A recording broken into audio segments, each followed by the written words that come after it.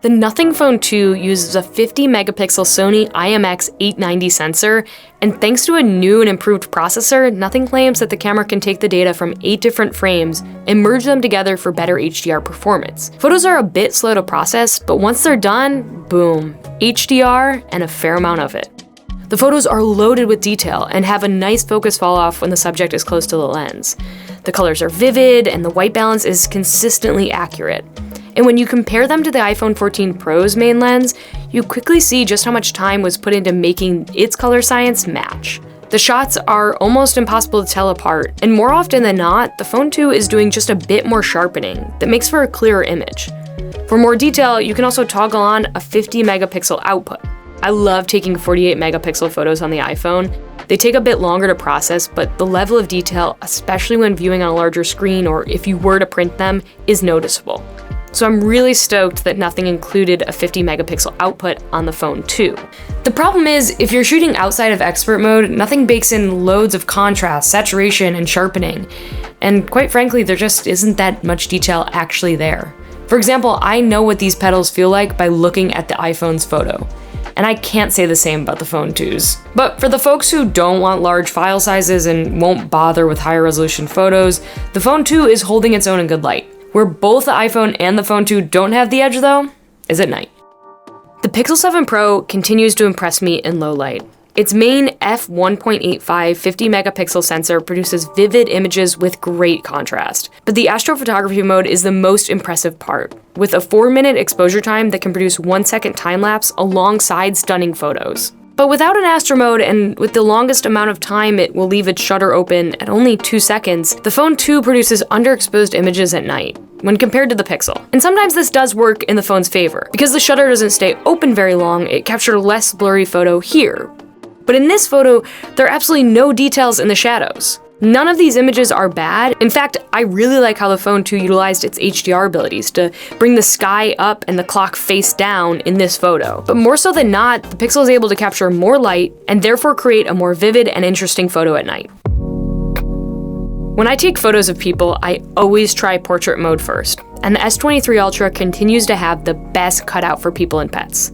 Match that with its f1.7 200-megapixel main lens, and even in low light, portrait photos, they blow the Phone 2 out of the water. In better light, the S23 Ultra produces a more natural focus fall-off, where the Phone 2 feels like it's just slapping a big blur on everything but the subject. The cutoff is pretty passable though, and with some tuning or maybe a depth sensor in the next generation phone, I think there's a lot of hope for this system. For now though, this camera doesn't hold up to the king of portrait mode, the S23 Ultra. This is probably a good time to mention that there is no telephoto lens on the Phone 2.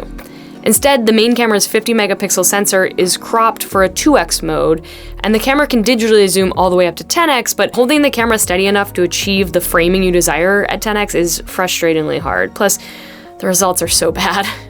Nothing told me that the physical design was prioritized in Phone 2, and that adding a dedicated telephoto lens would have led to a larger camera bump.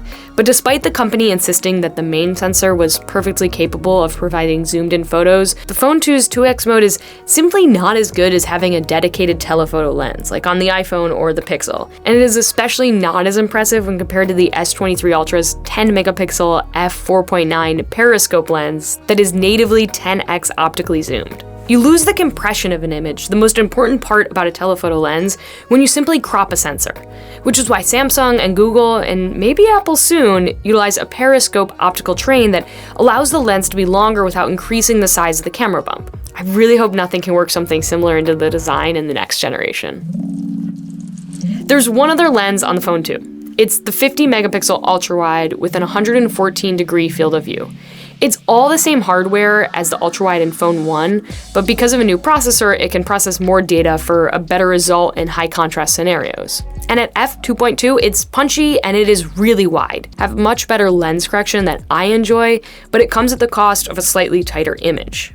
I also just found that the ultrawide wasn't as sharp as photos from the Pixel and iPhone. This is another place you can see just how much effort was put into the main lens and not so much other features of this camera. So Nothing has created a very capable main camera in the Phone 2 for the very competitive price of $600. And there are added bonuses like being able to use the glyph lights as a fill light, or the red line that gently blinks on the back of the phone when it's recording video. But as a smaller, relatively new company, it's clear only so much effort could be put into the whole system. And it certainly feels like most of that energy was funneled into the main lens. So the company's credit, it's crafted a very capable, sharp, and dynamic camera there. But when it comes to the photos at night, and if nothing but effort into those areas in Phone 3, it's really gonna shine.